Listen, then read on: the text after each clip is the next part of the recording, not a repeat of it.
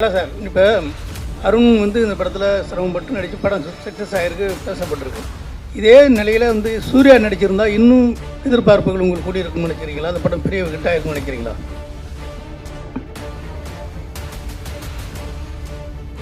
அதே மாதிரி பெரியார் சிலையை சோத்து கையில் தூக்கிட்டு வருவார், பிள்ளையார் சிலையை பிச்சை கையில் தூக்கிட்டு வருவார். அப்போ இதில் ஏதாவது உங்களுக்கு எப்போதுமே கொஞ்சம் நாத்திகரத்தில் உடன்பாடு உள்ளவங்க இந்த மனநிலையை எப்படி பண்ணியிருக்கீங்க? என்ன காரணம்? வணங்கான் படம் உண்மையிலே லாபமா நஷ்டமானா கண்டிப்பாக நஷ்டமாக தான் இருக்கும்.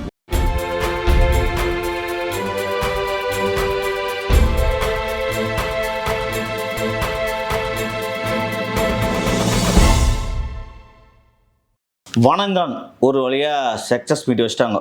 உண்மையிலே பார்த்தீங்கன்னா விஷால் படம் மதகத ராஜா வந்து உங்களுக்கு வேறு எந்த படமும் கிட்டத்தட்ட ரிலீஸ் ஆன எந்த படமும் ஓரளவுக்கு சுமாராக இருந்தது. இந்த சுமாருக்கு மேலே சுமார் பார்த்தீங்கன்னா மதகத ராஜா தான். சில பேர் பார்த்துட்டு ஆஹா ஓஹோ நல்லா பயங்கரமாக சிரிச்சுன்றாங்க. சில பேர்லாம் நான் கேட்டேன் கதறாங்க. ஏன்னா அந்த படம் நான் இன்னும் பார்க்கல. நானாக பார்த்தா நான் ஒரு முடிவுக்கு வருவேன். ஆனால் அந்த படம் நான் இன்னும் பார்க்கல. பொங்கல் ரிலீஸில் அந்த ஒரு படம் தான் நான் பார்க்காம விட்டுது. ஆனால் உண்மையிலே வந்து மதகராஜா வந்து எப்படியோ ஒரு வகையில் ஒரு காமெடியோ அட்லீஸ்ட் நல்லா இருக்கும், நல்லா அந்த படம் ஓடுது, தயாரிப்பாளருக்கு நல்ல லாபம், ப்ரெஸ் மீட்டு அதுக்கப்புறம் சக்ஸஸ் மீட்டு இதெல்லாம் வச்சு முடித்து பக்காவாக எல்லாருக்கும் செட்டில்மெண்ட்லாம் பண்ணாங்க. போட்ட காசு சுந்தர்சி கண்டிப்பாக எடுத்துருப்பார், அதில் எந்த மாற்றம் இல்லை. ஏன்னா சுந்தர்சி வந்து அந்த படத்துக்கு மேலே ஒரு நம்பிக்கை இருந்தது. ஆனால் சில பேர்லாம் சொல்கிறாங்க அதெல்லாம் கதையாங்க, ஐயோ ஒன்றுமே இல்லை, ஒரு மொக்க கதை, அப்போ அந்த காமெடி மட்டும் சிரிப்பாக இருக்குது, மற்றது எல்லாமே படம்லாம் ரொம்ப பார்க்க சகிக்கல அப்படின்லாம் நிறைய பேர் சொன்னாங்க.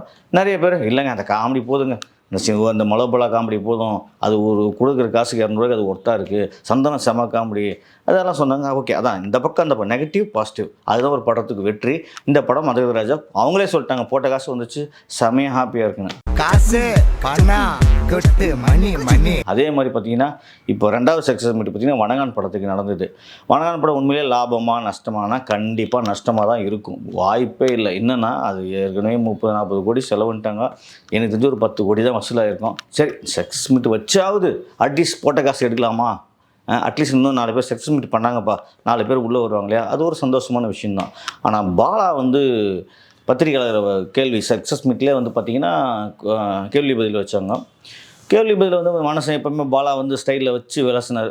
சில பேர்லாம் கேட்டாங்க, சார் விநாயகர் பீசாங்காய் பெரியார் சோத்தாங்காய் இதில் ஏதாவது நீங்கள் நாட்டிங்க பாருங்களான்னு. ஆனால் உண்மையிலேயே பாலாக்கெல்லாம் கொஞ்சம் அப்போ நான் கேட்குறப்ப தான் நமக்கே தெரியுது. ஆனால் அவர் நாசுக்காக சூப்பராக பதில் சொல்லிட்டார். அந்த வீடியோ பாருங்கள், இருக்குது இதில். அதே மாதிரி பெரியார் சிலையை சோத்து கையில் தூக்கிட்டு வருவார், பிள்ளையார் சிலையை பிச்சை கையில் தூக்கிட்டு வருவார்.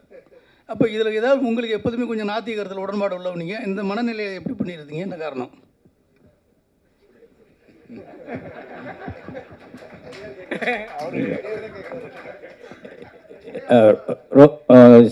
சோத்து கை நொட்டாங்கைன்னு சொல்லி ரொம்ப திங்க் பண்ண வேண்டாம். ஏதோ ஒரு கை, 2 கை தானே, ஏதோ ஒரு கை 2 இடுப்பு, அவ்வளோதான் அதில் தூக்கிட்டு வர்றது. அதுக்கப்புறம் இன்னொன்று பார்த்தீங்கன்னா சூர்யா இந்த படம் நடிச்சுன்னா இன்னும் சூப்பர் டூப்பர் ஹிட் ஆகிருக்குமே. அருண் விஜய் பக்கத்தில் அவர் பாவங்க ஒரு ஹீரோ வச்சுக்கின்னு சூர்யா நடிச்சுன்னா செம்ம சூப்பர் டூப்பர் ஹிட் ஆகிருக்குமே. இப்போ நீங்கள் இவர் வச்சுருந்தாலும் ஏதோ கொஞ்சம் சரியாக போலன்னு ஃபீல் பண்ணுறீங்களா அப்படின்னு கேட்டோன்னே பாலாவுக்கு டென்ஷன் ஆகிட்டார்.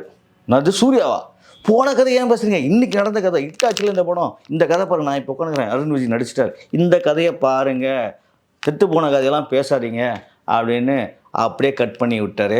உண்மையிலே அருண் விஜய் வந்து பார்க்கறதுக்கு அப்படியே சே என்ன யார் சூர்யா அளவுக்கு நான் இல்லையா அப்படின்னாலும், அருண் விஜய் அவர்களே கவலைப்படாதீங்க, நீங்கள் அந்த அளவுக்கு வந்துட்டு இருக்கீங்க. ஏன்னா சூர்யா மாதிரி இன்னொரு கெங்குவா மாதிரி 2 மொக்க படம் கொடுத்தாருன்னா அவர் இருக்கிற இடமே இல்லாமல் போயிடுவார். அதனால் இந்த மாதிரி நீங்கள் நல்ல படங்கள் வணங்கணும், ஓரளவுக்கு நல்ல படம் தான், சுமாரான படம், நல்ல படத்துலேயும் சுமாரான படம். அதனால் வந்து நீங்கள் இந்த மாதிரி படங்களே பண்ணாவே நீங்கள் வந்து ஓரளவுக்கு ஸ்டாண்டர்டாக இருப்பீங்க. இல்லை சார், இப்போ அருண் வந்து இந்த படத்தில் சிரமப்பட்டு நடித்து படம் சக்ஸஸ் ஆகிருக்கு, பேசப்பட்டிருக்கு. இதே நிலையில் வந்து சூர்யா நடிச்சிருந்தா இன்னும் எதிர்பார்ப்புகள் உங்களுக்கு கூடி இருக்குன்னு நினைக்கிறீங்களா? அந்த படம் பெரிய ஹிட் ஆகிருக்குன்னு நினைக்கிறீங்களா?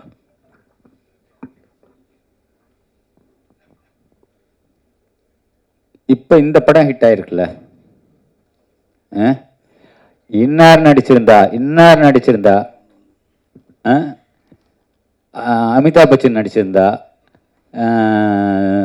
ஷாருக் கான் நடிச்சிருந்தா அதனால் அப்படிலாம் பயப்படாதீங்க. நீங்கள் கங்குவாவுக்கு வணங்கான் எவ்வளோ மேல். அப்போ யார் டாப்பில் இருக்காங்க? அருண் விஜய் தான் டாப்பில் இருக்கார். ஆனால் அவர் சொன்ன உடனே அந்த ஃபேஸ் கட்டே மாறி போச்சு. அப்படியே ரொம்ப ஃபீலிங்காக இருந்தார். அந்த மாதிரி பல கேள்விகள், ஒரு கேள்வியில் 2 கேள்வியில் எல்லா கேள்விக்கும் சும்மா தவிடுபடியாக பாலா பதில் கொடுத்துருக்காரு. அதுவும் இன்னொரு கேள்வி கேட்டார். நீங்கள் எப்போ பார்த்தாலும் உங்கள் கதாநாயகர்லாம் வந்து அப்படியே ரப்பாகவே ஒரே வெறித்தனமாகவே குத்துறது நசுக்கிறதே காட்டுறீங்களே அப்படின்னு. அப்படியே அவர் யோசித்து பார்த்து பாருங்கள், இந்த கேள்வி தப்பாக கூட இருக்கும், ஏன் ரத்தத்திலே ஊறி போய்க்குது அப்படின்ட்டாரு. அப்படின்னா டேய் நாங்களாம் யார் தெரியுமா, வீச்சருவு வேம்பு கத்தியத்தவங்க அப்படின்றத சொல்லாமல் தப்புன்னு சொல்லி அவர் சொன்னார். அந்த மாதிரி பயங்கரமான சுட சுட கேள்விகள்லாம் வணங்கான் படத்தில் ப்ரெஸ் மீட்டில் நடந்திருக்கு, சக்ஸஸ் மீட்டில் நடந்திருக்கு. பாருங்கள், அந்த வீடியோவை பார்த்துட்டு நீங்கள் நான் சொன்னதெல்லாம் கரெக்டாக நீங்களே ஃபீல் பண்ணுவீங்க. சார், இந்த படத்தினுடைய ஓப்பனிங் ஆச்சு, ஹீரோ இன்ட்ரடக்ஷன் பண்ணும்போது ஒரு கையில் விநாயகர், ஒரு கையில் பெரியார் இருப்பார். அதை பற்றி சொல்லுங்கள் சார். அது அந்த படத்தோட கிளைமேக்ஸ்க்கான ஒரு குறியீடு தான். கிளைமேக்ஸில் தங்கை இறந்ததுக்கப்புறம் படைத்தவனும் இங்கே கைவிரித்தானேன்னு முடியும். ஸோ ஆரம்பத்தில் என்ன, அதுக்கும் இதுக்கும் லிங்க் பண்ணுறதுக்காக ஒரு சின்ன குறியீட்டுக்காக அது வச்சுருந்தது. பாலாண்ணா, பொதுவாக வந்து நம்ம தமிழ் சினிமாக்களில் வந்து கன்னியாகுமரி மாவட்டத்தில் போயிட்டு ஏதாவது ஒரு சாங்காவது எடுத்துகிட்டு வந்துடுவாங்க. ஆனால் ரொம்ப நாள் ஆச்சு இப்போது அந்த பக்கம் போய். ஆனால் நீங்கள் முழு படமும் கன்னியாகுமரி மாவட்டத்தில், அதுவும் கன்னியாகுமரியை சுற்றி அந்த களம் எப்படி அந்த தேர்ந்தெடுத்தீங்க? அதுக்கு ஏதாவது ஸ்பெசிஃபிக் ரீசன் ஏதாவது இருக்கா? இல்லை, இது வரைக்கும் கன்னியாகுமரின்னு சொல்லி முன்னாடி பழைய படம் ஒன்று வந்திருக்கு. அதுவும் மலையாள படம்னு நினைக்கிறேன். அதுக்கப்புறம் எதுவுமே எடுக்கப்படல. ஸோ மற்ற களங்கள்லாம் எடுத்துட்டாங்க. நிறைய திருநெல்வேலி, மதுரை, கோயம்புத்தூர் அது எல்லாமே எடுத்துட்டாங்க. சென்னைலாம் எல்லாமே முடிஞ்சிருச்சு. அது ஒன்று மாத்திரம் பாக்கி இருக்கே, அந்த அந்த கதைக்களத்தை எடுத்துக்கிறோமேன்ற ஒரு விருப்பம்தான். ஓகே.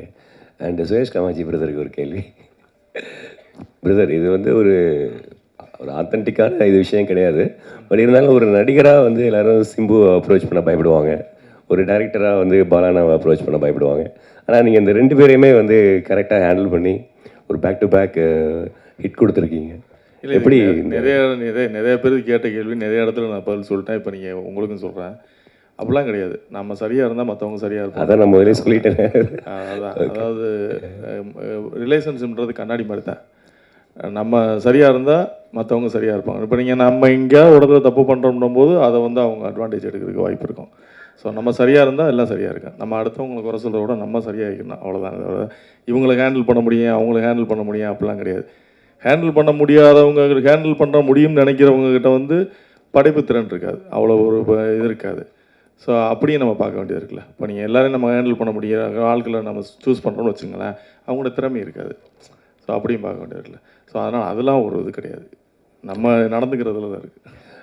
அருண் விஜய் பிரதர், உங்களுக்கு ஒரு கேள்வி. இப்போ அவருக்கு நான் நன்றி சொல்லிக்கிறேன்.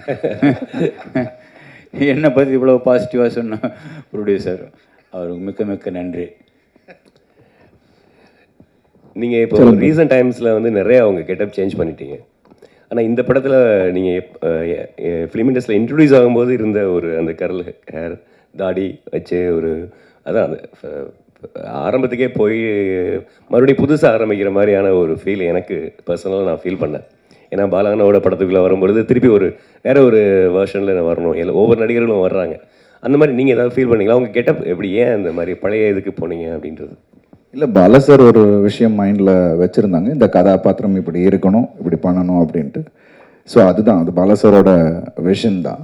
ஸோ அதுக்கு தகுந்தாப்பில் தான் நம்ம பண்ணோம். எனக்குமே வந்து டோட்டலாக நான் இது வரைக்கும் பண்ண படங்களில் அப்படியே மாறுபட்டு பண்ணது தான் இன்றைக்கி இந்த பேர் கிடச்சிருக்கு அப்படின்னு நான் நினைக்கிறேன். ஸோ அதுக்கு பாலா சாருக்கு தான் நன்றி. வாழ்த்துக்கள், வாழ்த்துக்கள்.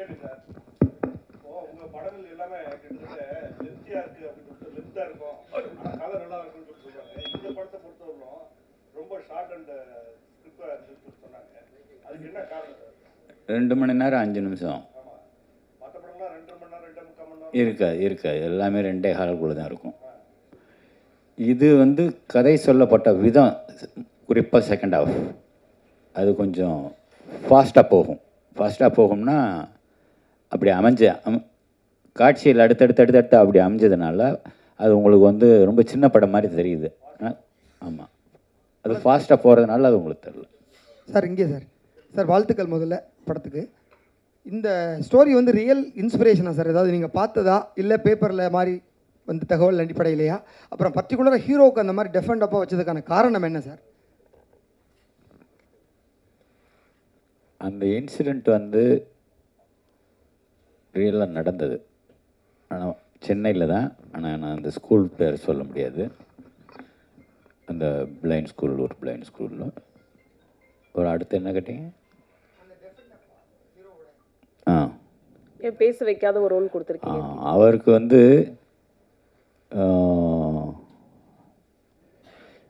பேசியே தான் வசனத்தில் சொல்லியே தான் புரிய வைக்கணுன்ற ஒரு ஒரு ஒரு இந்த காலத்தில் பேசாமலையும் புரிய வைக்கலாம் அப்படின்னு எடுத்துக்கிட்ட ஒரு ஒரு ஒரு முயற்சி.